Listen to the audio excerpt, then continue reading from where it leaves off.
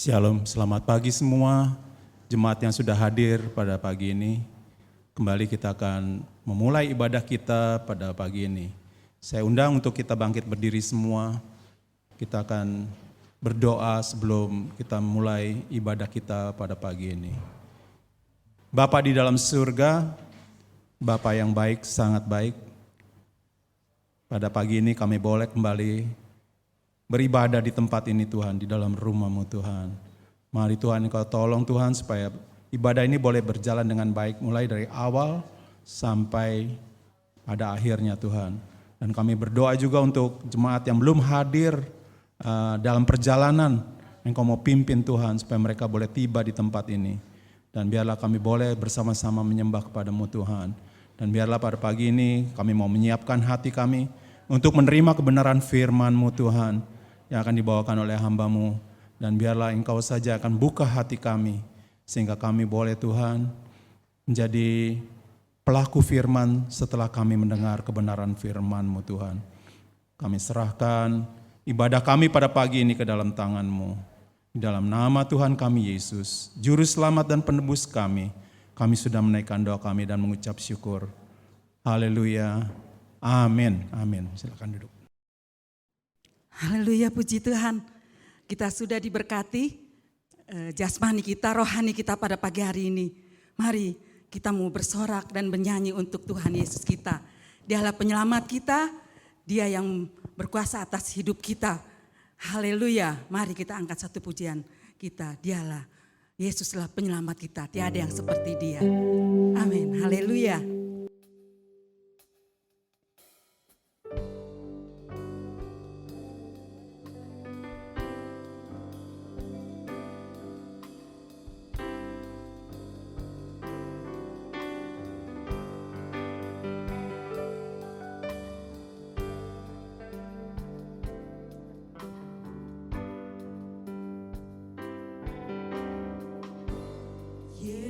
Yesusku, penyelamatku, tiada yang seperti Engkau. Setiap hari ku memuji keajaiban kasih-Mu.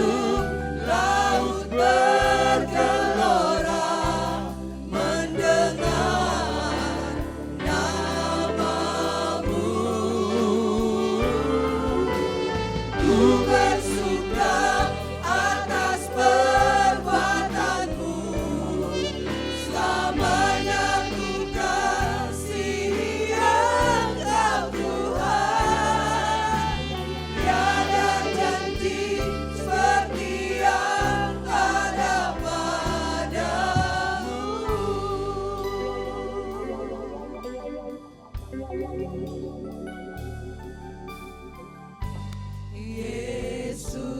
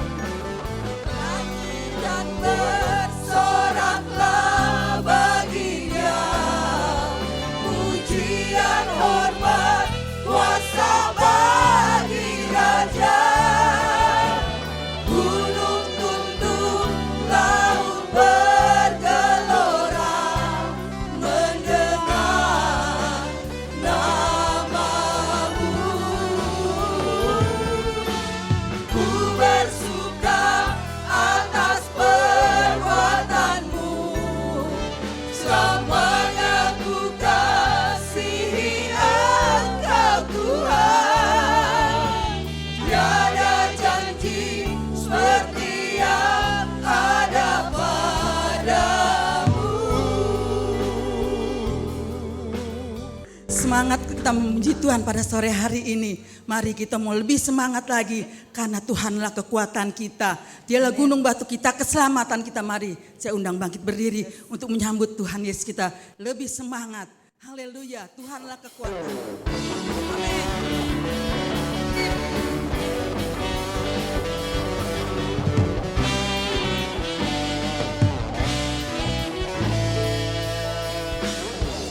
Tuhanlah kekuatan dan mazmurku, Dia gunung batu dan keselamatanku.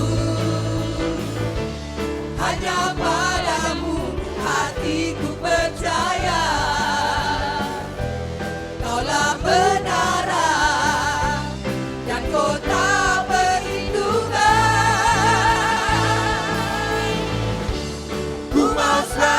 bersyukur sebab cintamu padaku takkan pernah berubah. Hatiku percaya walau bumi bergoncang, gunung-gunung beranjak, namun kasih setiamu tak pergi dariku. Haleluya. Dialah gunung batu kita, keselamatan kita. Kita hanya padanya, Tuhan Yesus kita. Tuhanlah kekuatan dan mazmurku, Dia gunung batu dan keselamatanku. Hanya padamu hatiku percaya, Kaulah benaran dan kota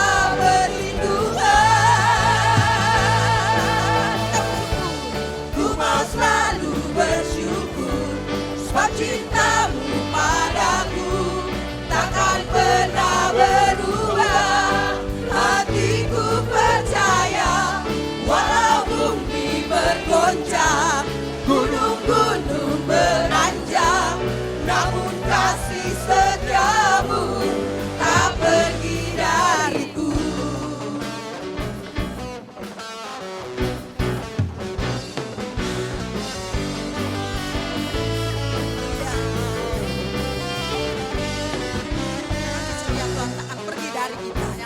Kepadanya.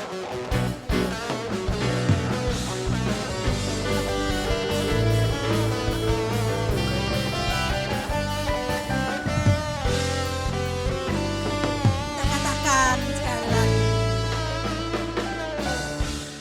Ku mau selalu bersyukur sebab cintamu padaku takkan pernah berubah. Hatiku percaya walau bumi bergoncang, gunung-gunung beranjak, namun kasih setiamu tak pergi dariku. Ku mau selalu bersyukur sebab cintamu padaku takkan pernah berubah. Hatiku percaya walau bumi bergoncang, gunung-gunung beranjak, namun kasih setiamu tak pergi dariku. Kasih setiamu tak pergi dariku. Kasih setiamu tak pergi dariku. Haleluya.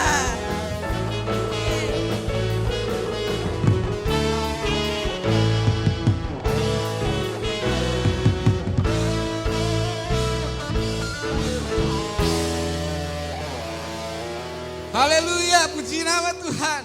Allah kita baik, amin. Amin. Siapa yang percaya saat ini segala sesuatu dalam kontrolnya Allah. Amin. Haleluya. Puji Tuhan karena Allah sanggup menyediakan segala sesuatu yang tidak pernah kita pikirkan. Yes, bahkan apa yang tidak pernah kita ingin, Tuhan menyediakan semuanya, amin. Amin. Haleluya, Allah sanggup.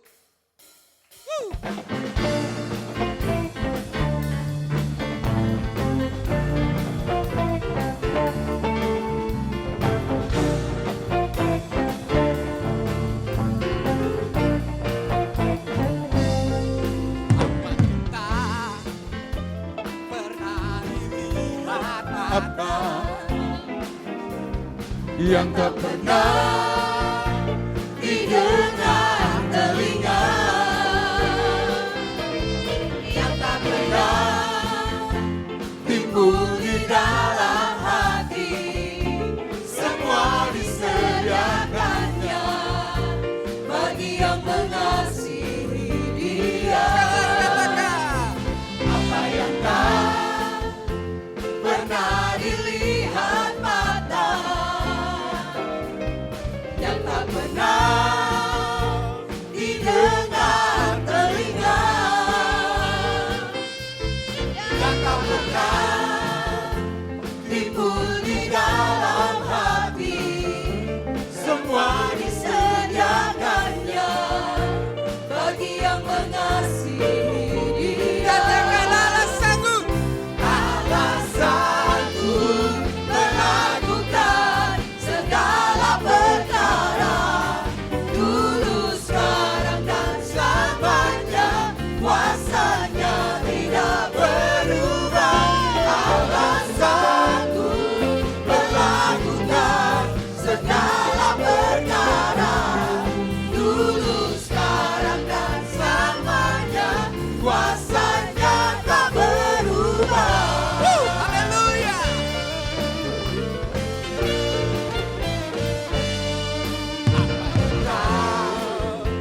Pernah dilihat mata, yang tak pernah didengar telinga, yang tak pernah timbul di dalam hati, semua disediakannya bagi yang mengasihi Dia. Allah sanggup. Haleluya. Allah sanggup melakukan segala perkara, dulu, sekarang, dan selamanya. Kuasanya tidak berubah. Allah sanggup melakukan segala perkara, dulu, sekarang, dan selamanya. Kuasanya tak berubah. Haleluya. Biar musik puji nama Tuhan. Percayalah Bapak Ibu Saudara sekalian, keadaan yang menimpa kita saat ini dalam kontrolnya Allah. Allah sanggup melakukan segala perkara yang mendatangkan kebaikan buat kita semua. Haleluya.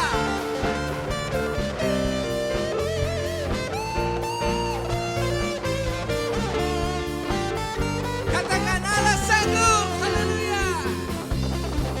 Allah sanggup melakukan segala perkara, dulu, sekarang, dan selamanya. Kuasanya tidak berubah. Allah sanggup melakukan segala perkara, dulu, sekarang, dan selamanya. Kuasanya tak berubah. Allah sanggup melakukan segala perkara, dulu, sekarang, dan selamanya. Kuasanya tidak berubah. Allah sanggup melakukan segala perkara, dulu, sekarang, dan selamanya. Kuasanya tak berubah. Dulu, sekarang, dan selamanya. Dulu, sekarang, dan selamanya.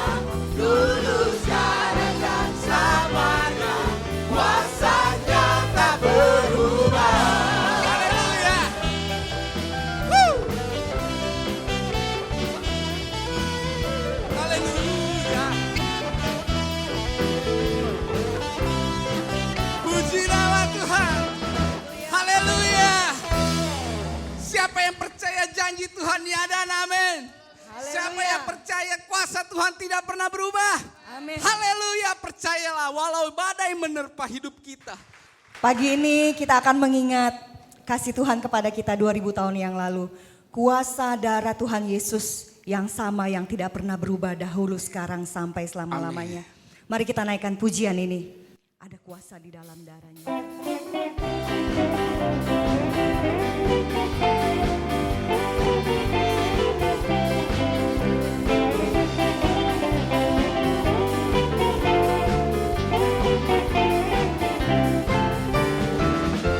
Engkau terlepas dosamu, darahnya berkuasa, darahnya berkuasa. Maukah engkau Yesus melepasmu? Ada kuasa dalam darahnya, ada kuasa dalam darahnya, darah domba Allah. Ada kuasa dalam darahnya, darah anak domba Allah. Sebentar saudara, lagu ini saya percaya semua pasti sudah bisa. Pada saat lagu ini mengatakan ada kuasa di dalam darahnya, mari kita angkat tangan, kita lambaikan kepada Tuhan, tanda kita percaya ada kuasa di dalam darah Tuhan Yesus. Haleluya.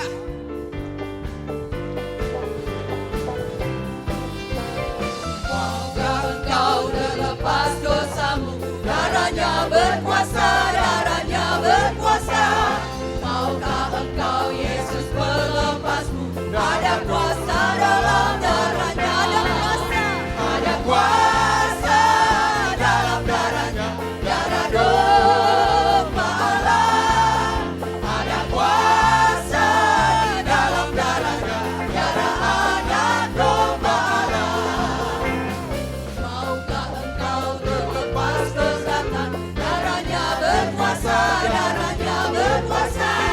Maukah engkau lepas kekuatan, ada kuasa dalam darahnya, ada kuasa di dalam darahnya, darah domba Allah. Ada kuasa dalam darahnya, darah anak domba Allah. Musik memuji Tuhan. Haleluya. Kuasa darah Yesus tidak pernah berubah. Sejak 2000 tahun yang lalu sampai kepada saat ini.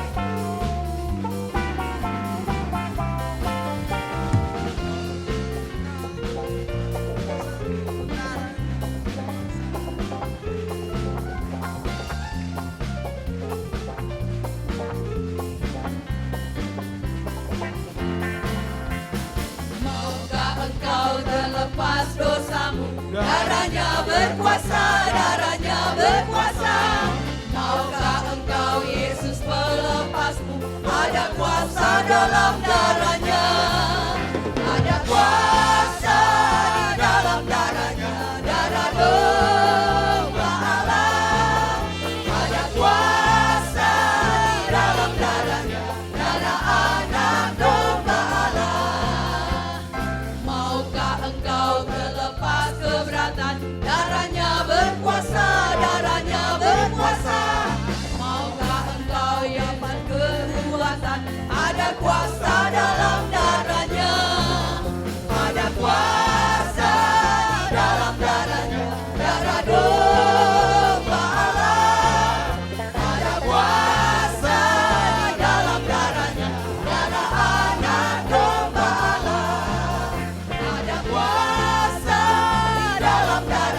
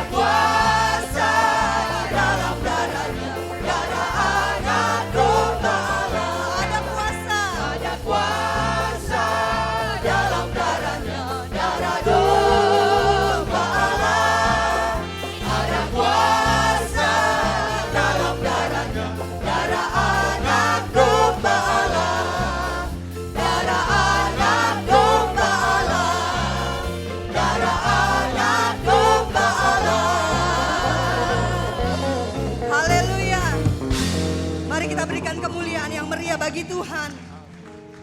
Ada kuasa di dalam darah Yesus. Mari saudara, saatnya kita akan masuk lebih jauh lagi, lebih dalam lagi untuk menyembah kepada Tuhan. Mari kita siapkan hati kita. Mari kita memuji Tuhan. Kita berikan penyembahan dari dasar hati kita. Kita muliakan Dia, bukan hanya dengan suara-suara kita, tapi biar pujian ini keluar dari dasar hati kita.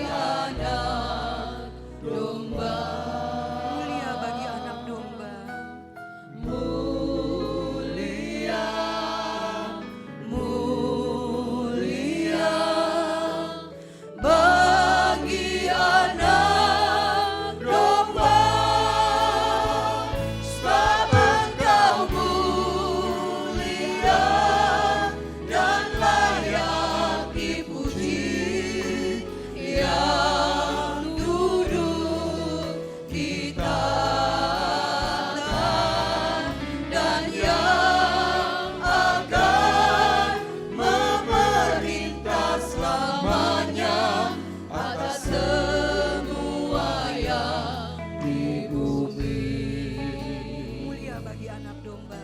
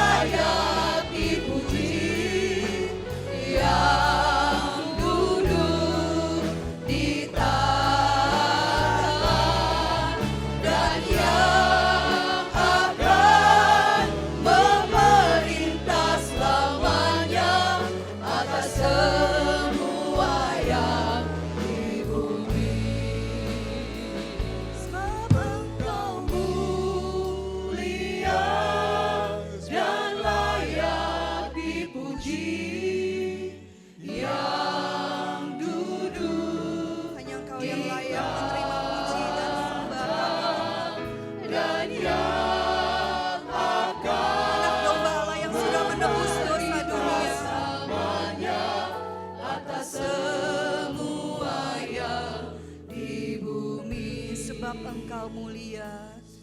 Engkau mulia dan layak dipuji, yang duduk di tahta dan yang akan memerintah selamanya atas semua yang di bumi, atas semua yang di bumi, atas semua yang di bumi. Mari saudara, apa yang bisa kita balas atas kasih Tuhan kepada kita? Tuhan sudah memberikan nyawanya bagi kita semua. Darah Tuhan Yesus sudah tercurah untuk menebus segenap dosa kita. Kita tidak dapat membalas cintanya Tuhan. Kita tidak dapat membalas semua pengorbanan Tuhan. Yang bisa kita lakukan hanyalah memuji dan menyembah Tuhan. Pujilah Dia. Tuhan ada di tempat ini. Mari berikan pujian dan penyembahan yang terbaik bagi Dia. Haleluya, haleluya. Terima kasih Bapa, terima kasih Tuhan Yesus. Sebab Engkau mulia, hanya Engkau yang layak dipuji dan disembah. Terima kasih Tuhan. Kami tidak dapat membalas segenap kebaikan-Mu Tuhan. Kami tidak dapat membalas semua pengorbanan-Mu. Kami hanya dapat memuji dan menyembah Tuhan. Kami hanya dapat mengucap syukur untuk semua yang sudah Tuhan lakukan bagi kehidupan kami. Kami mengucap syukur buat keselamatan yang sudah Tuhan berikan kepada kami dengan cuma-cuma. Kami tidak dapat membalasnya Tuhan.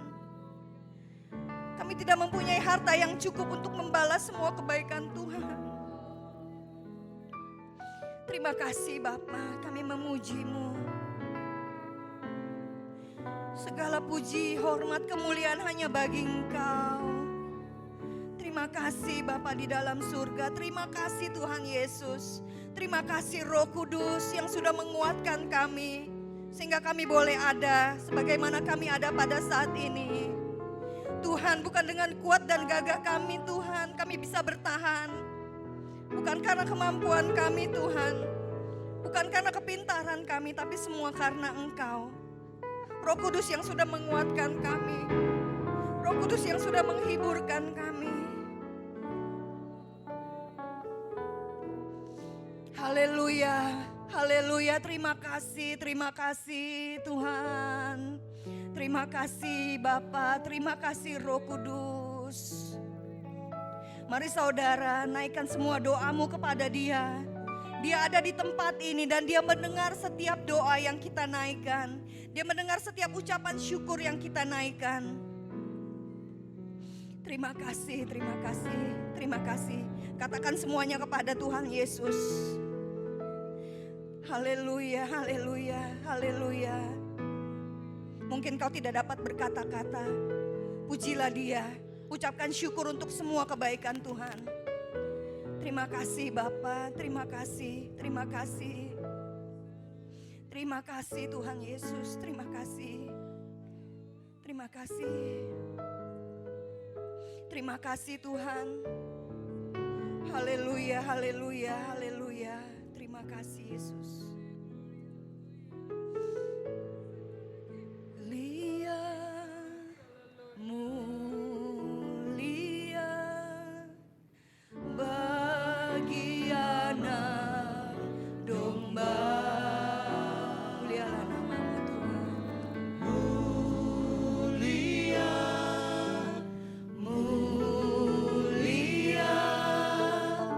Bagi anak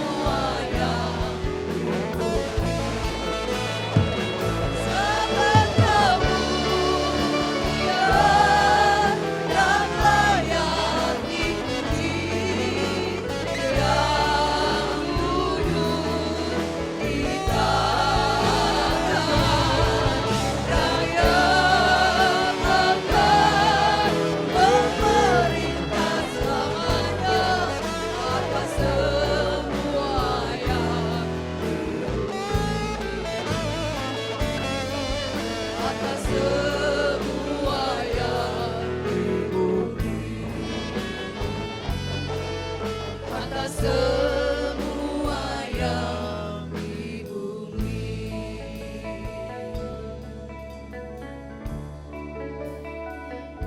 Terima kasih Bapa. Terima kasih Tuhan Yesus. Terima kasih Roh Kudus sudah hadir di tengah-tengah kami. Terima kasih Tuhan sudah mendengar setiap doa-doa yang kami naikkan. Tuhan terima kasih sudah menjawab setiap doa kami sesuai dengan kehendak Tuhan. Kami sudah menaikkan pujian kami yang sangat sederhana Tuhan. Biar kiranya pujian kami boleh menyenangkan hati-Mu. Kami mohon biarlah Roh Kudus terus beracara di tengah-tengah kami mulai dari pertengahan sampai akhir ibadah kami pada hari ini. Biarlah Tuhan kuasa-Mu melawat setiap anak-anak-Mu yang datang di tempat ini. Tidak ada satupun yang terlewatkan Tuhan. Mungkin yang datang dengan tubuh yang sakit, Tuhan menjamah dan menyembuhkan. Yang datang dengan banyak masalah dan berbeban berat, Tuhan mereka akan pulang dengan kelegaan yang dari Tuhan. Dengan kekuatan baru yang Tuhan berikan.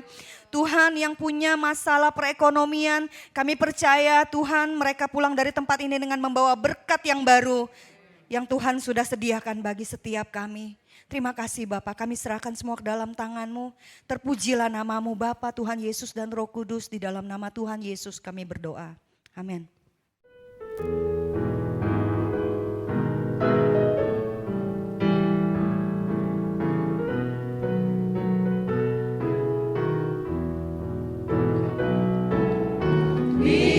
Pergumulan di dunia telah usai, bila sangkakala malam berbunyi berderai, bila di depannya terlepas segala beban, semoga kita layak di mata Tuhan.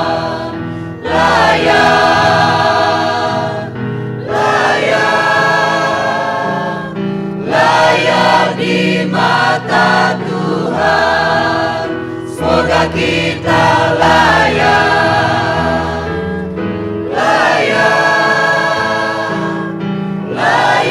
di mata Tuhan. Lewat korban salib, insan diselamatkan, dalam Yesus hidup baru dikaruniakan. Bila kelak di sana kita naikkan pujian, semoga kita layak di mata Tuhan.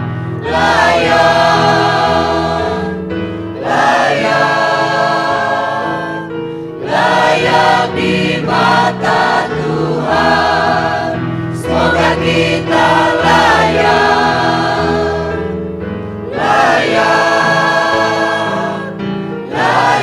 di mata Tuhan. Bumi tak setara kemuliaan surga, oh di sini kehidupan penuh dengan dosa. Bila yang terpandang segenap keagungan, semoga kita layak di mata Tuhan.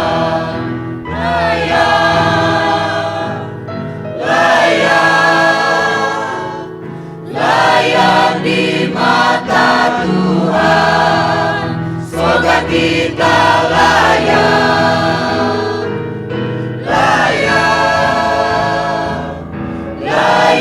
di mata Tuhan.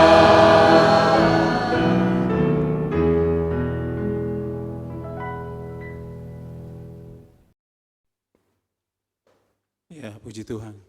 Shalom sekali lagi kepada semua yang sudah hadir jemaat di tempat ini. Dan biarlah pada pagi ini kita akan menyiapkan hati kita untuk yang baru pertama kali datang. Saya juga persilakan supaya tetap bergabung dan kita boleh menjadi kuat iman kita waktu kita datang dan menyembah kepada Tuhan, menerima kebenarannya. Baiklah, pada pagi ini kita akan menyiapkan hati kita dan nanti saya persilakan Ibu Rode akan membawakan kebenaran firman Tuhan pada pagi ini. Saya persilakan untuk maju ke muka dan nanti beliau akan bawakan kebenaran firman Tuhan bagi kita. Puji Tuhan. Baik, Bapak Ibu kita bangkit berdiri, kita akan berdoa untuk kebenaran firman Tuhan hari ini. Tuhan Yesus, Engkau maha baik, Engkau maha kuasa, Engkau sumber kekuatan kami. Bahkan ketika dunia penuh dengan hal-hal yang tidak menyenangkan, kami tahu Tuhan tetap mengasihi kami. Semua boleh hilang dari hidup kami kecuali kasih Tuhan dalam hidup kami. Oleh karena itu ajar kami untuk tetap kuat, kami tidak menjadi orang yang lemah, kami menjadi orang-orang yang pantang menyerah. Hari ini berbicaralah kepada kami secara khusus ya Tuhan. Dan ajarlah kami menjadi orang-orang yang menjadi berkat dimanapun Tuhan tempatkan kami. Terima kasih Yesus, kami siap mendengar kebenaran firman Tuhan. Di dalam namamu Tuhan kami berdoa dan kami bersyukur. Haleluya, amin. Silakan duduk Bapak Ibu Saudara yang dikasihi Tuhan. Shalom. Ya. Puji Tuhan, hari ini kita mau belajar tentang seorang tokoh di dalam Alkitab yang kita sudah kenal semua Bapak Ibu. Bahwa tokoh ini penuh dengan penderitaan tetapi dia bertahan dengan penderitaannya. Kita membuka Alkitab kita di dalam Ayub pasal yang kedua ayat 11 sampai 13.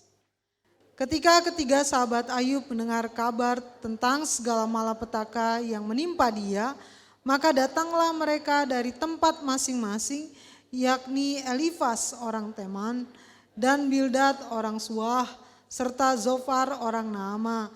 Mereka bersepakat untuk mengucapkan bela sungkawa kepadanya dan menghibur dia. Ketika mereka memandang dari jauh, mereka tidak mengenalnya lagi. Lalu menangislah mereka dengan suara nyaring. Mereka mengoyakkan jubahnya dan menaburkan debu di kepala berhadap langit. Lalu mereka duduk bersama-sama dia di tanah selama 7 hari 7 malam. Seorang pun tidak mengucapkan sepatah kata kepadanya. Karena mereka melihat bahwa sangat besar penderitaannya. Silakan duduk Bapak Ibu Saudara. Perhatikan dengan baik, ada seorang yang namanya Ayub. Didatangi oleh 3 orang sahabatnya. Tapi ketika didatangi oleh 3 orang sahabatnya, ada hal-hal yang mungkin menurut kita agak mencengangkan. Karena pertama, sahabatnya itu sampai tidak mengenali dia. Dan Alkitab berkata bahwa mereka cuma duduk ya bersama dengan Ayub 7 hari 7 malam tanpa sepatah kata pun, karena mereka melihat, apa yang mereka lihat? Sangat berat penderitaannya. Perhatikan kata sangat berat penderitaannya. Wow, Bapak Ibu, seorang bernama Ayub punya permasalahan dan Alkitab berkata sangat berat penderitaannya. Bapak Ibu Saudara, kita setiap hari menghadapi permasalahan hidup, benar ya.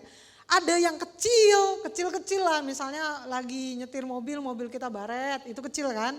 Kita ketemu orang, kita diomelin, ya itu kecil lah, ya kan. Terus naik Transjakarta udah nunggu lama ternyata macet gitu ya, akhirnya kita telat datang ke kantor, itu kecil.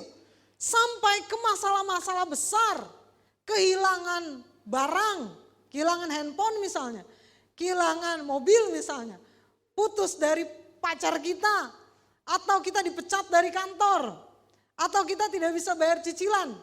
Ada begitu banyak permasalahan yang kita hadapi. Tapi Alkitab menyebut bahwa Ayub sangat berat penderitaannya. Artinya ada hal yang sangat berat yang Ayub hadapi di dalam dunia ini. Ya, kita semua datang dengan permasalahan masing-masing Bapak Ibu. Pertanyaannya adalah siapa Ayub? Kita kenalin dulu Ayub. Siapa Ayub sampai kita mau bicara dan kita belajar tentang Ayub Bapak Ibu. Alkitab berkata demikian, saya akan bacakan pelan-pelan. Ayub ya, kesalahan Ayub dicoba. Ada seorang laki-laki di tanah Uz bernama Ayub. Orang itu saleh dan jujur. Ia takut akan Allah dan menjauhi kejahatan. Jadi Ayub adalah seorang laki-laki dari tanah Uz.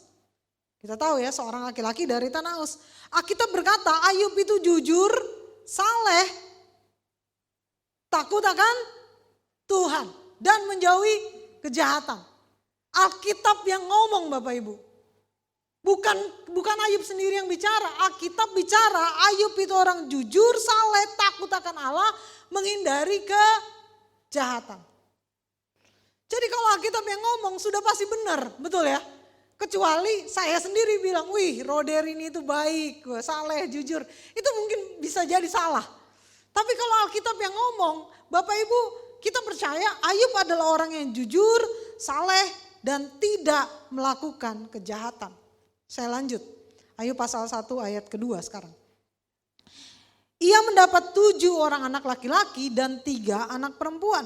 Jadi dia punya 7 anak laki-laki dan 3 anak perempuan. Wah, Bapak Ibu punya anak anugerah, betul ya? Anugerah ya, jadi kalau kita punya anak itu berkat buat kita, betul ya? Kok gak ada yang bilang amin nih? Amin. Iya, jangan sampai kita berpikir anak kita masalah buat kita, betul ya?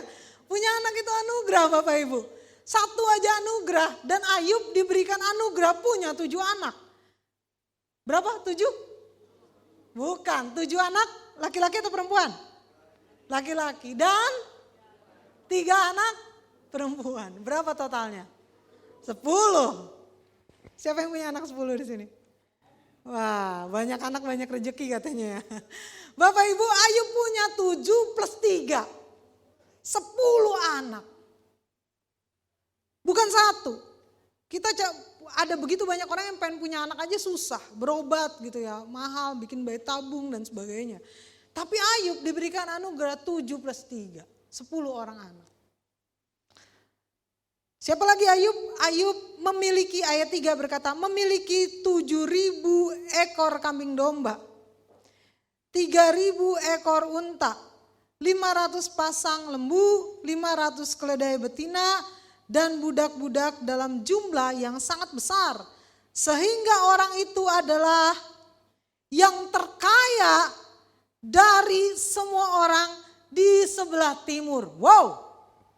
Orang yang saleh, jujur, takut Tuhan, menjauhi kejahatan, punya 7 laki-laki dan 3 orang perempuan. Dan dia punya 7.000 ekor kambing, 3.000 ekor kambing domba, 3.000 ekor onta, 500 pasang lembu, 500 keledai, dan budak-budak dalam jumlah yang sangat besar. Bahkan firman Tuhan bilang dia orang terkaya, sultan kalau orang zaman sekarang bilang, terkaya. Apa kurangnya Ayub? Wow, punya anak, punya kekayaan, dan dia orang yang takut Tuhan. Orang kayak gini dicari banyak orang, betul ya Bapak Ibu ya? Dicontoh banyak orang. Luar biasa, hidupnya almost perfect, hampir sempurna, betul ya Bapak Ibu? Hampir sempurna. Punya semua gitu ya. Tapi apa yang dialami Ayub sampai ayat yang tadi kita baca. Ayat 13 berkata, lalu mereka duduk bersama dia di tanah selama 7 hari 7 malam, seorang pun tidak mengucapkan sepatah kata kepadanya karena mereka melihat bahwa sangat berat penderitaannya. Apa yang terjadi sama Ayub? Kita tahu Ayub adalah orang yang saleh, punya harta yang banyak, punya anak-anak yang banyak. Tapi kenapa di dalam ayat ke-13 berkata Ayub sangat berat penderitaannya? Apa yang terjadi Bapak Ibu? Apa yang terjadi dengan Ayub sampai ini dia disebut sebagai orang yang memiliki penderitaan yang sangat berat. Bapak Ibu, saya akan membacakan apa yang terjadi. Ayat 13 berkata demikian. Ayub pasal pertama ayat 13. Pada suatu hari, ketika anak-anaknya yang laki-laki dan yang perempuan makan dalam minum anggur di rumah saudara mereka yang sulung, datanglah seorang pesuruh kepada Ayub dan berkata, sedang lembu sapi membajak dan keledai-keledai betina makan rumput di sebelahnya.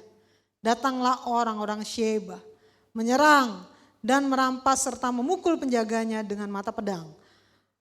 Hanya aku sendiri yang luput sehingga dapat memberitahu hal-hal itu kepada Tuhan. Ini udah mulai kehilangan satu nih. Apa yang hilang? Lembu sapi dan keledai-keledai betina dirampas oleh orang Sheba. Bahkan pekerja-pekerjanya dibunuh oleh mereka. Sudah mulai hilang satu. Menderita? Kita kehilangan harta yang kita punya. Anggaplah kita hilang motor. Menderita? menderita Bapak Ibu. Tapi berhenti sampai di situ. Ayat 14 melanjutkan. Datanglah seorang pesuruh kepada Ayub dan berkata, sedang lembu sapi membajak dan keledai-keledai sebelahnya betina makan rumput di sebelahnya. Datanglah orang Sheba menyerang dan merampas serta memukul penjaganya dengan mata pedang. Hanya aku sendiri yang luput. Ya, hanya aku sendiri yang luput. Sehingga dapat memberitahu hal ini kepada Tuhan. Tidak berhenti sampai di situ. Ayat 16 berkata, sementara orang itu berbicara. Lagi berbicara orang yang tadi ya.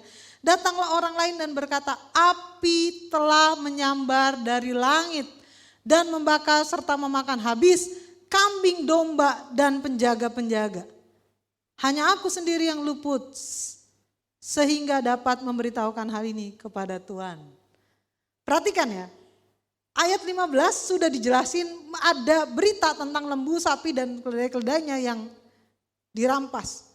Masih sementara orang itu berbicara, perhatikan sementara orang itu berbicara, ini baru kasih kabar buruk nih, datang lagi. Yang lain yang bilang kambing dombanya terbakar dan penjaga-penjaganya. Dari api yang datang dari langit, ini masih ngomong, lagi memberitakan kabar buruk, tiba-tiba datang lagi. Pernah ngalamin masalah yang bertubi-tubi? Pernah? Lagi sedih-sedihnya baru mengalami PHK dari kantor. Lagi sedih-sedihnya PHK dari kantor, tiba-tiba handphone kita hilang. Wah, pernah gak kayak gitu? Atau handphone kita hilang tiba-tiba datang ke kantor diomelin sama bos. Pernah gak ngalamin masalah yang bertubi-tubi? Ini dialami oleh Ayub. Berhenti sampai di situ? Enggak. Ayat 17 nih. Sementara orang itu berbicara, datanglah orang lain dan berkata, orang-orang Kasdim membentuk 3 pasukan. Lalu menyerbu unta-unta dan merampasnya, serta memukul penjaganya dengan mata pedang. Hanya aku sendiri yang luput, sehingga dapat memberitahukan hal itu kepada Tuhan. Ayat 17 bilang, sementara orang itu berbicara. Jadi tiga kabar buruk. Sementara berbicara, datang lagi kabar buruk. Sementara yang kedua ngomong, datang lagi kabar buruk yang ketiga. Unta-untanya dirampas oleh orang-orang Kasdim. Aduh, hilang semua harta. Pernah kehilangan semua yang kita punya? Semua harta kita pernah Bapak Ibu? Semua uang kita nih, semua harta kita habis dalam satu hari. Ada yang pernah mengalami itu. Apakah berhenti penderitaannya? Tidak Bapak Ibu. Kan ayat 18 berkata, sementara lagi ya Bapak Ibu perhatikan kata ini. Sementara orang itu berbicara, datanglah orang lain berkata, anak-anak Tuhan yang lelaki dan yang perempuan sedang makan dan minum anggur di rumah saudara mereka yang sulung. Maka tiba-tiba angin ribut bertiup dari sebelah padang gurun. Rumah itu dilandanya pada 4 penjuru dan roboh menimpa orang-orang muda itu. Sehingga mereka mati. Hanya aku sendiri yang luput. Sehingga dapat memberitahukan hal itu kepada Tuhan. Bapak Ibu, perhatikan dengan baik. Kehilangan harta, bertubi-tubi. Sementara orang bicara menyampaikan kabar buruk, datang lagi orang lain menyampaikan kabar buruk lagi, datang lagi. Sampai habislah harta Ayub di situ. Dia bukan lagi orang terkaya di situ sekarang. Apakah berhenti? Tidak. Sementara orang bicara, datang lagi yang memberi kabar apa? 10 anaknya. 3 perempuan dan 7 laki-laki itu. Apa? Mati. Wow. Bapak Ibu, kita punya 5 anak, diminta 1. 5 ya, diminta 1 aja, belum tentu kita kasih. Jangan anak pertama deh yang diminta, soalnya anak pertama itu anak yang paling dinanti-nantikan. Ya udah anak kedua, jangan anak kedua, karena anak kedua itu cewek satu-satunya. Ya udah anak ketiga jangan, soalnya mirip sama engkongnya. Anak keempat, ya udah anak keempat, jangan anak keempat tuh paling rajin. Yang lain masih tidur, dia sudah bangun cuci piring, masak nasi. Oke kalau gitu anak 5. Anak 5 itu anak bontot, paling lengket sama mamanya. Bisa kita kasih 1 pun? Tidak. Tapi Ayub kehilangan 10-10-nya Bapak Ibu. Berhenti sampai di situ. Wow, Enggak, Bapak Ibu udah tahu cerita ini. Ada hal yang paling miris sekali yang dialami oleh Ayub. Ayub pasal 2 ayat ke-7. Kemudian iblis pergi dengan bara yang busuk. Ya, kemudian iblis pergi di hadapan Tuhan lalu menimpa Ayub dengan bara yang busuk. Dari telapak kaki sampai ke batu kepalanya. Itu barahnya lagi datang. Enggak ya Bapak Ibu? Bapak Ibu, ada hal yang ditambahkan. Jadi ketika Ayub kehilangan semua harta yang dimiliki, anak-anaknya, enggak berhenti sampai di situ. Ada bara yang busuk menimpa dia dari ujung kaki sampai batok kepalanya. Sampai atas kepalanya. Penyakit bara itu seperti penyakit bisul Bapak Ibu. Yang isinya nanah dan bisa pecah. Ini pernah muncul di dalam salah satu tulah untuk bangsa Israel. Bapak Ibu pernah dengar nggak gini? Kita bisa kehilangan semuanya, tapi jangan kehilangan kesehatan. Pernah ya? Karena tanpa kesehatan semuanya nggak akan ada, betul ya? Jadi selama kita masih sehat, ya nggak apa-apa hilang semuanya, kita masih bisa berusaha. Cuma Bapak Ibu coba deh renungkan apa yang Ayub alami. Hartanya hilang, anaknya mati, kesehatannya dirampas.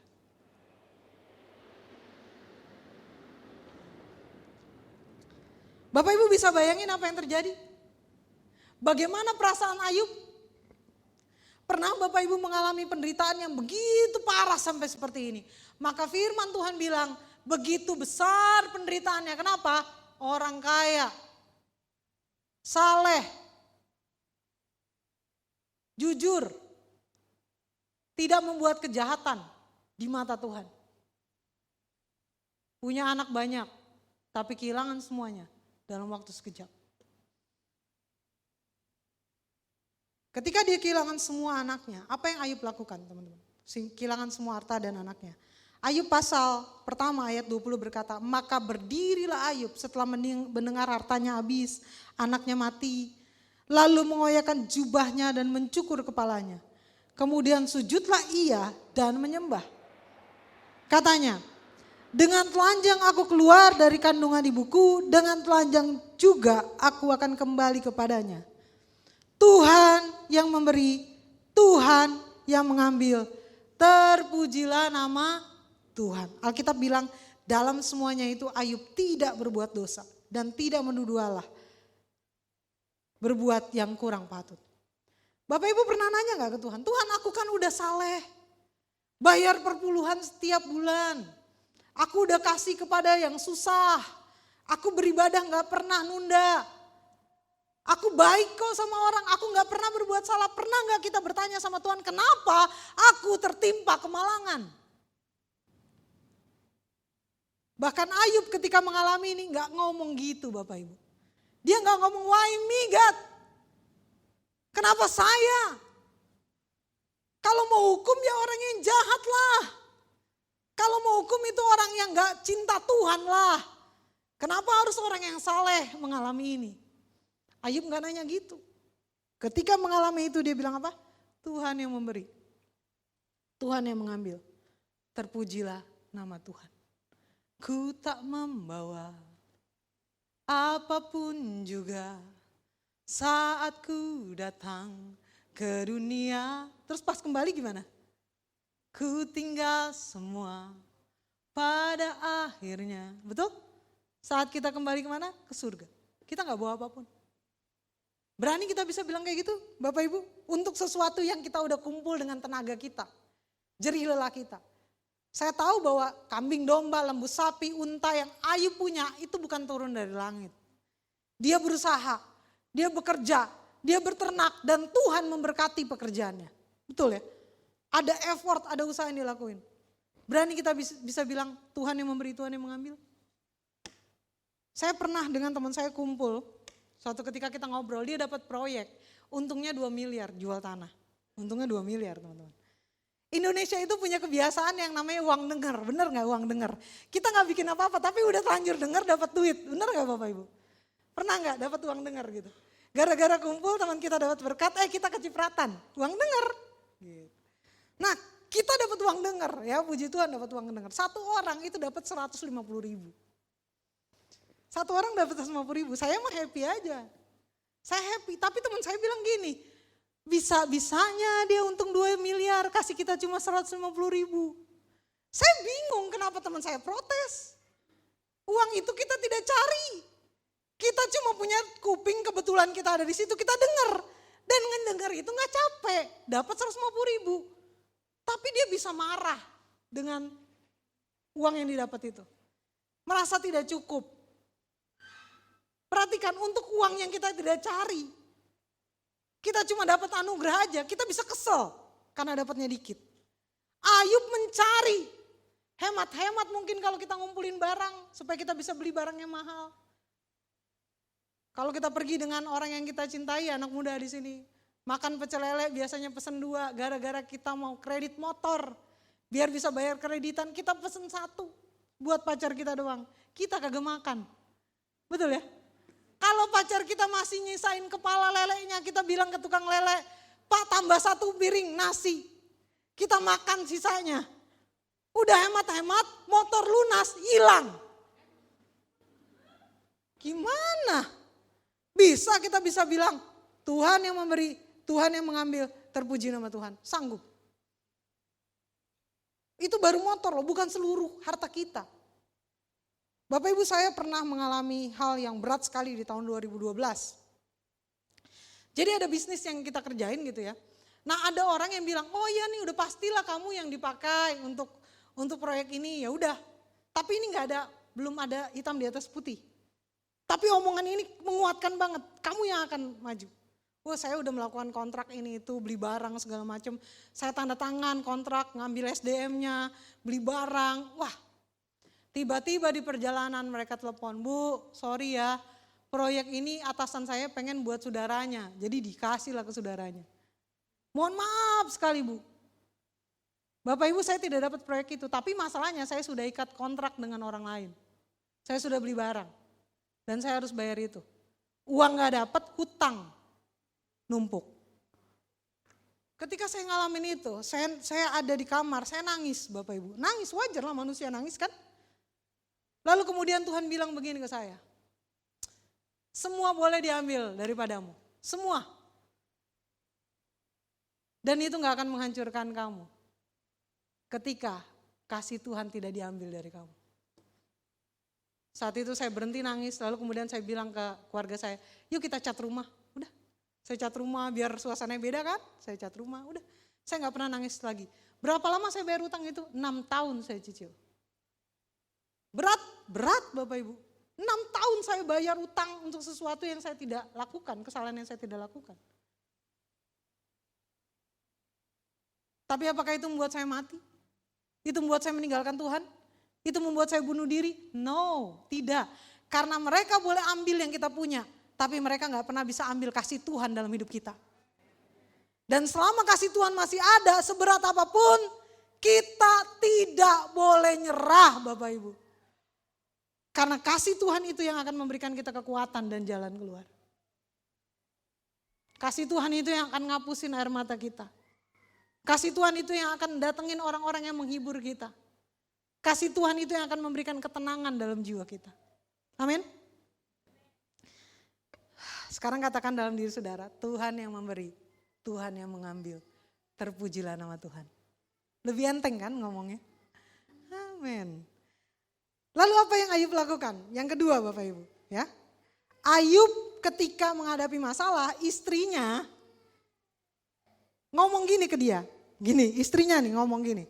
Maka berkatalah istrinya kepadanya. Ayat 9, Ayub 2 ayat 9. Masih bertekunkah engkau dalam kesalehanmu? Kutukilah Allahmu dan matilah, kata istrinya. Ada tanda seru di situ. Bapak Ibu, ketika orang punya masalah, sebenarnya yang paling diharapin bisa menolong dia itu pasangannya, betul ya? Makanya orang-orang yang sudah menikah merasa lebih lega. Kenapa? Karena akan ada orang yang terima dia padanya. Yang sakit berat akan tetap sama dia. Yang dia jadi gemuk pun akan tetap sama dia. Yang dia banyak jerawatnya akan tetap sama dia, betul ya? Karena orang ini akan tetap sama dia. Seberat apapun. Tapi yang dilakukan oleh istrinya, dia bilang apa? Kutuki Allahmu itu dan matilah. Sakit nggak? Ini lebih sakit loh Bapak Ibu. Orang boleh kehilangan semua yang dimiliki, tapi ketika dia kehilangan orang yang dianggap bisa mendampinginya, ini sangat menyakitkan. Tapi Ayub memahami Tuhan tidak pernah merancangkan hal yang buruk buat kita. Ayat 10 berkata, tetapi jawab Ayub kepadanya, kepada istrinya ya. Engkau berbicara seperti perempuan gila. Perhatikan ayat ini, perhatikan. Apakah kita mau menerima yang baik dari Allah, tetapi tidak mau menerima yang buruk? Dalam kesemuanya itu Ayub tidak berbuat dosa dengan bibirnya. Bapak Ibu perhatikan, ayat ini Ayub bilang gini, kamu berkata seperti perempuan yang gila. Apa kita mau menerima yang baik dari Allah, tapi hal yang buruk kita tidak mau terima? Ada orang yang berkata begini, oh kalau kayak gitu berarti Allah bisa ngasih hal yang buruk. Oke, saya ngerti kalau baik itu saya ngerti lah, berkat Tuhan, kesehatan, segala macam. Kalau gitu Allah bisa kasih yang buruk dong buat kita. Saya bilang ini masalah perspektif Bapak Ibu. Saya jelasin dengan sebuah ilustrasi begini. Seorang keponakan saya itu setiap hari dikasih vitamin sama mamanya. Dan vitamin itu agak pahit rasanya, memang agak pahit. Setiap hari dikasih sama mamanya. Dalam bahasa orang Tangerang itu namanya direjeng. Bapak Ibu tahu gak direjeng? Dipegang dengan kencang gitu ya, dipaksain masuk vitamin. Mamanya bilang begini, anaknya nangis-nangis, dia bilang, mama durhaka, bayangin loh. Dia katain mamanya durhaka karena paksain dia minum vitamin. Mamanya bilang begini ke dia, suatu saat kamu akan berterima kasih dengan yang mama lakukan. Kenapa? Bapak Ibu, dari perspektif mamanya, apa yang dia lakukan, apa yang dia buat, itu adalah sebuah kebaikan. Betul ya, ngasih vitamin sama anak itu sebuah kebaikan. Dia punya imun yang bagus, sehingga anaknya ketika besar kena hujan sedikit nggak sakit, nggak gampang imunnya turun. Tapi dari sudut pandang anaknya, dia dapat sesuatu yang jahat, betul? Sesuatu yang buruk, betul? Dipaksain minum vitamin yang pahit, something like that, Bapak Ibu. Kita kenapa bilang Tuhan itu jahat ya, ngasih saya kayak gini? Tuhan itu kok kejam banget ya, izinin saya mengalami ini. Itu masalahnya adalah kita tidak bisa menyelami pikiran Tuhan. Ketika kita bisa menyelami pikiran Tuhan Bapak Ibu, perhatikan dengan baik. Kita akan sangat mudah memahami ini. Nanti akan ada slide di agak terakhir, tapi saya bacakan sekarang Bapak Ibu. Pengkhotbah 3 ayat 11 berkata demikian. Ia membuat segala sesuatu indah pada waktunya. Bahkan ia memberikan kekekalan dalam hati mereka. Tetapi manusia tidak dapat menyelami pekerjaan yang dilakukan Allah dari awal sampai akhir. Makanya kita bilang Tuhan jahat. Kenapa? Kita tidak bisa menyelami pikiran Allah, apa yang Allah kerjakan dari awal sampai dengan akhir. Bapak Ibu kalau nggak salah tahun 2002, itu pernah ada pesawat Garuda yang mendarat darurat di atas Sungai Bengawan Solo. Masih ingat ya, waktu itu saya masih kerja di sebuah tempat. Salah seorang teman saya itu pernah marah-marah gara-gara ketinggalan pesawat. Harusnya dia naik pesawat itu. Wah ketika marah dia telepon sana sini dia marah-marah. Karena miskom soal jam penerbangan. Tapi beberapa jam setelah itu dia dengar pesawat itu mendarat darurat. Memang waktu itu hampir semua penumpang selamat Bapak Ibu. Tapi kan meninggalkan trauma kan. Atau ada yang patah-patah juga kan, luka-luka. Tapi ketika dia mendengar pesawat itu mendarat darurat. Dia bilang gimana? Terima kasih Tuhan, Engkau menyelamatkan aku. Gara-gara aku salah jadwal, aku tidak naik pesawat itu, Engkau baik Tuhan. Hei, waktu marah-marah gimana? Kenapa marah-marah? Enggak bisa menyelami pekerjaan Tuhan dari awal sampai akhir. Apa yang kita lihat selalu sebuah kejahatan, kekejaman, kok tega ya Tuhan sama aku. Kita enggak pernah bisa menyelaminya Bapak Ibu. Sampai di titik kita mampu menyelaminya, kita baru bisa tahu bahwa semua yang Tuhan kasih itu baik buat kita. Amin.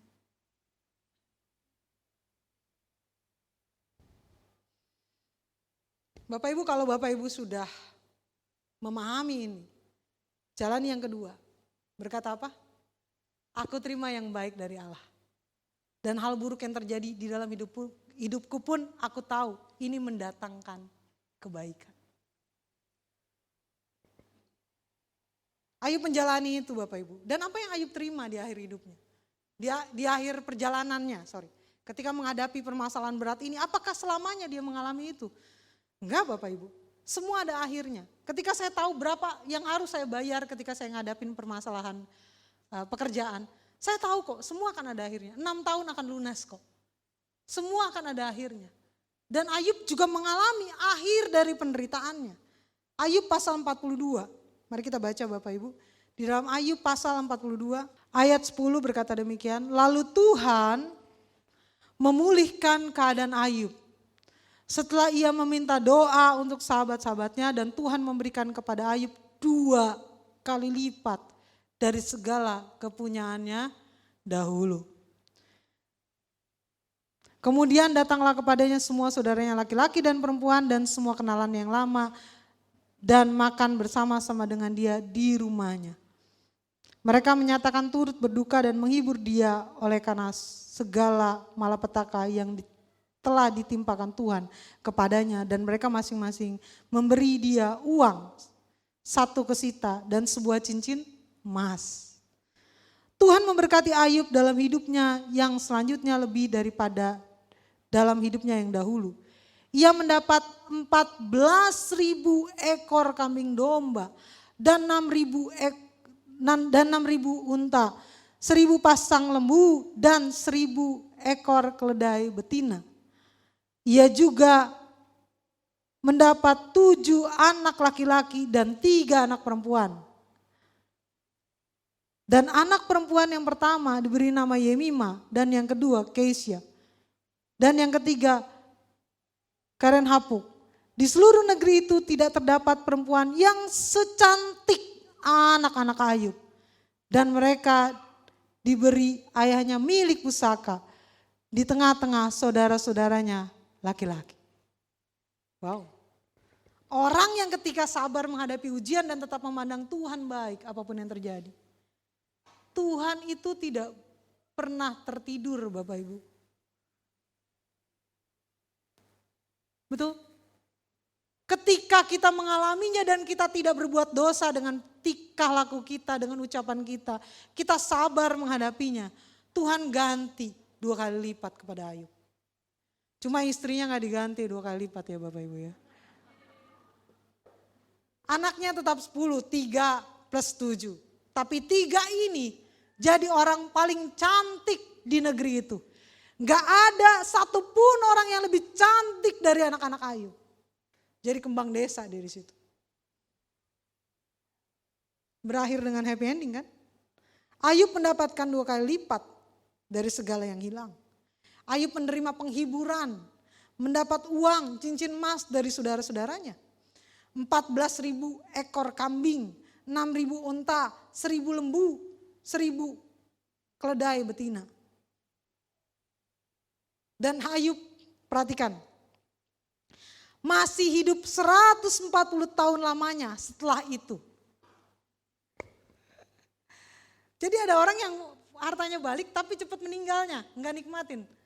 Ayub dapat hartanya balik 2 kali lipat, anak-anaknya jadi anak-anak tercantik, dia dapat penghiburan dari keluarga dan saudara-saudaranya, dan dia masih menikmati 140 tahun lamanya. Wow. Tapi bukan itu yang paling saya mau tekankan Bapak Ibu. Ayub pasal 42 ayat 2 berkata demikian, aku tahu bahwa engkau sanggup melakukan segala sesuatu dan tidak ada rancanganmu yang gagal. Saya lanjut ya. Firmanmu, siapakah dia yang menyelubungi keputusan tanpa pengetahuan? Itu sebabnya tanpa pengertian aku telah bercerita tentang hal-hal yang sangat ajaib bagiku dan yang tidak ku ketahui. Firmanmu, dengarlah, maka akulah yang akan berfirman. Aku akan menanyai engkau supaya engkau memberitahu aku. Ayat kelima berkata demikian, perhatikan ayat 5. Hanya dari kata orang saja aku mendengar tentang engkau. Tetapi sekarang mataku sendiri memandang engkau. Oke, Ayub kembali dengan berkat yang banyak Bapak Ibu. Anak yang cantik.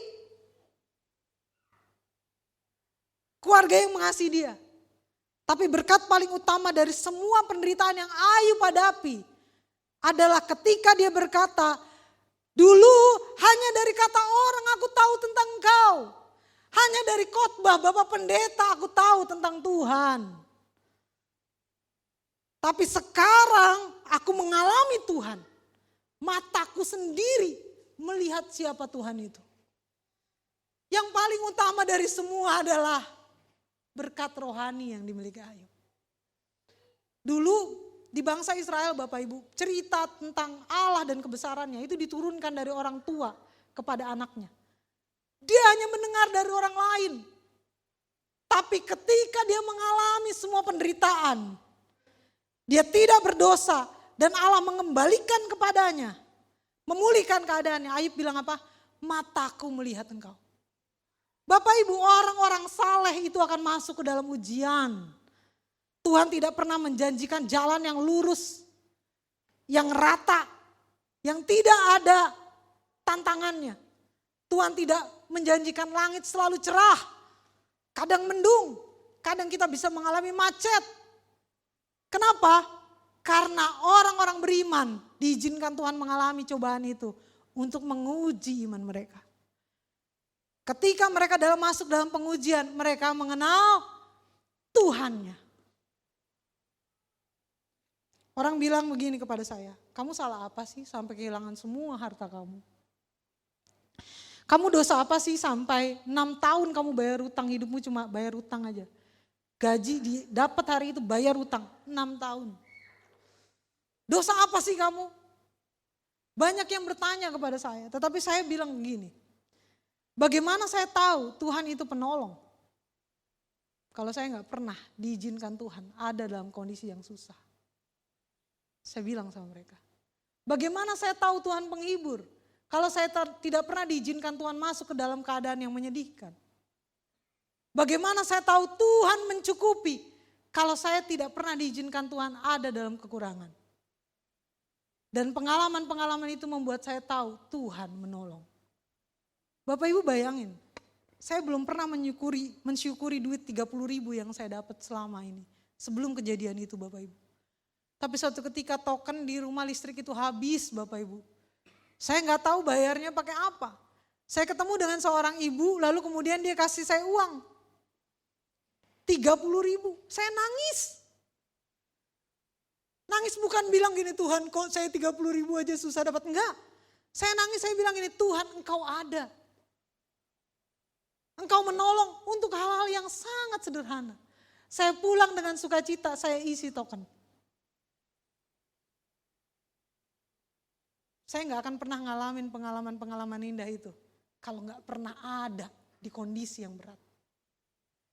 Jadi kalau Bapak Ibu ada di kondisi yang berat, jangan pernah bilang apa? Tuhan jahat, Tuhan gak sayang aku. Kalau Bapak Ibu ada di kondisi yang berat, jangan katakan Tuhan kenapa terjadi sama aku. Kalau Bapak Ibu ada di kondisi berat, jangan bilang Tuhan apakah waktunya sekarang saya harus tinggalin Tuhan. Saya mau kasih tahu, terakhir Bapak Ibu. Ingat firman Tuhan bilang apa? Tuhan merancangkan yang indah untuk kita. Cuma kita tidak bisa menyelami pikiran Tuhan dari awal sampai akhir. Amin. Jadi ketika menghadapi masalah berat katakan, Tuhan yang memberi, Tuhan yang mengambil. Terpujilah nama Tuhan. Aku mau terima yang baik dari Tuhan. Tapi didikan Tuhan yang mungkin aku rasakan sesuatu yang buruk. Aku juga mau terima. Amin. Pulanglah dengan kekuatan. Jangan menyerah. Kalau cuma kehilangan harta. Kalau cuma kehilangan orang yang kita cintai. Kalau cuma kehilangan kesehatan kita. Kita masih akan bertahan. Asal jangan sampai kita kehilangan kasih Tuhan dalam hidup kita. Mari kita berdoa. Bapak kami bersyukur untuk hari ini. Kami tidak membawa apapun ke dalam dunia ini Tuhan. Dan kami tahu pada gilirannya semua kami tinggalkan. Apa yang kami punya sementara. Apa yang diambil dari kami relakan hari ini, kami ikhlaskan dalam nama Tuhan Yesus. Tapi Tuhan, satu pinta kami, jangan pernah pergi dari kami.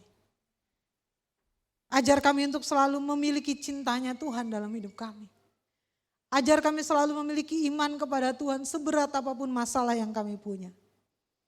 Karena kami tahu Tuhan, cinta dan kekuatan darimu mampu membuat kami melewati semuanya. Cinta dan kekuatan dari Tuhan mampu membuat kami menyelami maksud Tuhan. Kami telah kehilangan semua yang kami punya.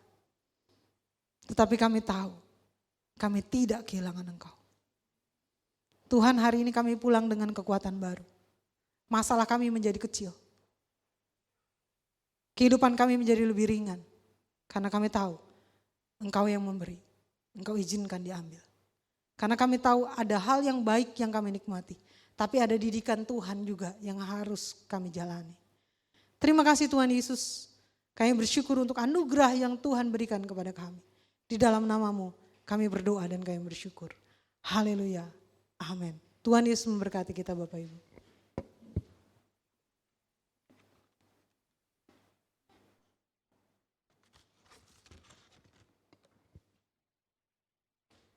Terima kasih untuk kebenaran firman Tuhan yang kita telah dengar pada pagi ini. Dan biarlah Ibu Pendeta Rode diberkati oleh Tuhan dan banyak jiwa boleh dimenangkan dalam pelayanannya. Mari kita akan melanjutkan acara kita yaitu dengan perjamuan Tuhan. Mari yang melayani saya persilakan untuk maju. Dan pada pagi ini akan saya bacakan di 1 Korintus 11 ayat 23 sampai 30. Mungkin di layar juga bisa dibantu untuk memberikan ini. 1 Korintus 11 ayat 23 sampai yang 30. Di sini dituliskan bahwa sebab apa yang telah kuteruskan kepadamu telah kuterima dari Tuhan. Yaitu bahwa Tuhan Yesus pada malam waktu ia diserahkan mengambil roti. Dan sesudah itu ia mengucapkan syukur atasnya dan ia memecah-mecahkan dan berkata, inilah tubuhku yang diserahkan bagi kamu. Perbuatlah ini menjadi peringatan akan aku. Demikian juga ia mengambil cawan sesudah makan lalu ia berkata, cawan ini adalah perjanjian baru yang dimeteraikan oleh darahku. Perbuatlah ini setiap kali kamu meminumnya dan menjadi peringatan akan aku. Sebab setiap kali kamu makan roti ini dan minum cawan ini kamu memberitakan kematian Tuhan sampai ia datang. Jadi barang siapa yang dengan cara yang tidak layak makan roti dan meminum cawan Tuhan, ia berdosa terhadap tubuh dan darah Tuhan. Karena itu hendaklah tiap-tiap orang menguji dirinya sendiri. Dan baru sesudah itu ia makan roti dan minum dari cawan itu. Karena barang siapa yang makan dan minum tanpa mengakui tubuh Tuhan, ia mendatangkan hukuman atas dirinya. Sebab itu banyak di antara kamu yang lemah dan sakit, dan tidak sedikit yang meninggal. Amin ya, kita tahu bahwa kita akan mengambil perjamuan Tuhan pada pagi ini. Dan biarlah kita mau menyiapkan hati kita dan kita mau memeriksa hati kita bahwa apakah kita layak untuk menerima perjamuan Tuhan pada pagi ini. Dan biarlah kita akan berusaha untuk melakukan yang terbaik dan tanpa cacat dan celah. Sama seperti Yesus telah menebus kita dengan mati di atas kayu salib. Puji Tuhan. Baiklah, nanti saya minta Pak Sam akan berdoa untuk perjamuan kita. Mari kita berdoa. Kami datang kepadamu Tuhan, merendahkan diri di hadapan-Mu. Karena kami akan masuk di dalam persekutuan dengan tubuh dan darah-Mu pada pagi hari ini. Kami telah mendengarkan firman-Mu, dan biarlah Tuhan, firman itu juga meneguhkan kami. Sekarang waktunya kami bersekutu dengan tubuh dan darah-Mu. Mari Tuhan layakan kami di hadapan-Mu.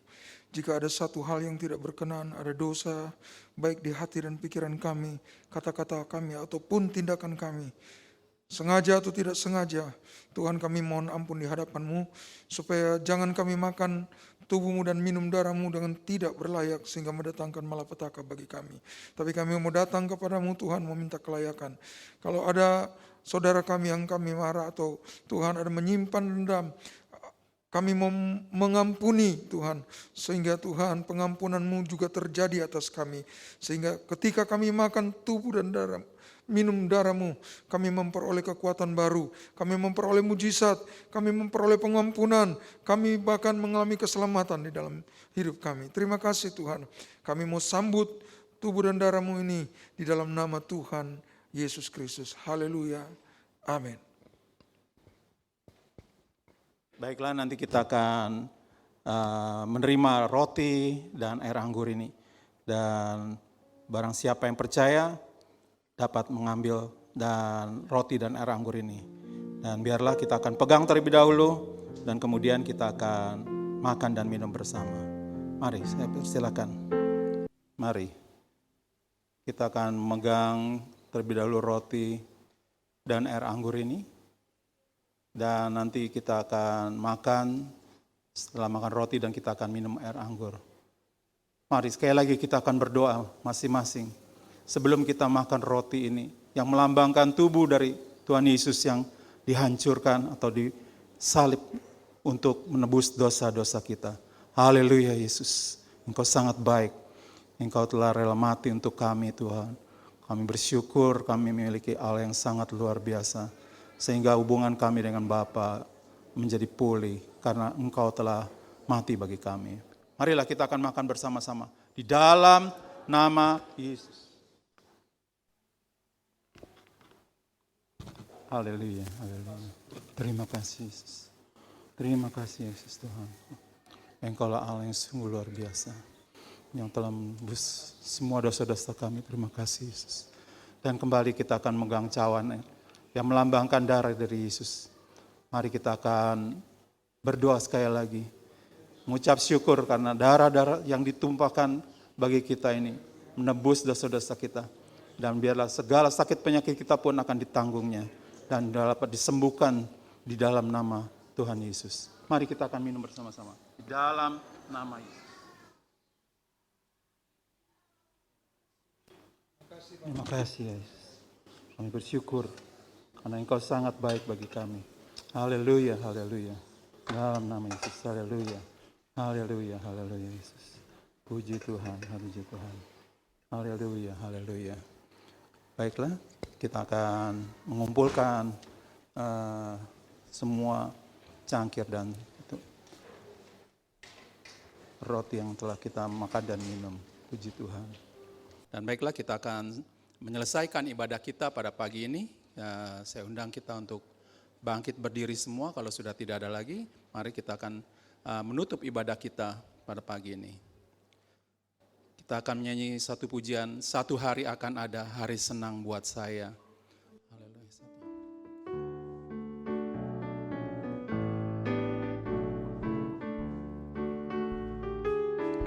Satu hari akan ada hari senang buat saya, seperti Tuhan sudah kata, asal ku tinggal setia. Tuhan Yesus sudah janji, Dia Tuhan kembali, pertemuan di udara, oh senang sekali. Akan ada hari senang buat saya, seperti Tuhan sudah kata, asal ku tinggal setia. Tuhan Yesus sudah janji, Dia munculkan kembali, pertemuan di udara, oh senang sekali. Puji Tuhan, puji Tuhan. Mari kita akan berdoa. Bapa di dalam surga, Bapa yang baik, sangat baik. Kami bersyukur bahwa kami telah menyelesaikan ibadah pertama pada pagi ini. Dan mari Engkau mau tolong Tuhan bagi kami akan meninggalkan tempat ini. Engkau akan tolong dalam perjalanan kami pulang. Dan Engkau bungkus kami dengan kuasa darah-Mu sehingga kami boleh tiba dengan tidak kekurangan satu apapun di tempat tujuan kami Tuhan. Dan mari Tuhan Engkau akan pimpin kami juga Tuhan untuk sebentar sore kami akan kembali mengadakan ibadah di tempat ini. Engkau akan mengirim jemaat-Mu untuk kembali hadir di tempat ini, terutama yang belum hadir pada pagi ini. Dan mari Tuhan Engkau mau tolong Tuhan, berikan kami tetap setia mengiring kepadamu Tuhan. Dan kami percaya Engkau Allah yang kami sembah. Engkau mau tahu Tuhan apapun yang akan kami lakukan, karena Engkau matamu mengawasi kepada kami semua. Biarlah kami mau tetap setia dan taat kepadamu Tuhan. Dan kami mau melakukan firman-Mu Tuhan. Mari Tuhan, biarlah kami boleh menjadi saksi bagimu Tuhan. Sesuai dengan firman-Mu, jadikanlah semua bangsa itu murid-Mu. Mari Tuhan juga Engkau mau tolong Tuhan, berkati Tuhan, Pendeta Rode yang telah membawakan kebenaran firman Tuhan. Engkau mau berkati Tuhan, apa yang dilakukannya Tuhan. Dan juga Engkau tolong Tuhan untuk keluarganya Tuhan.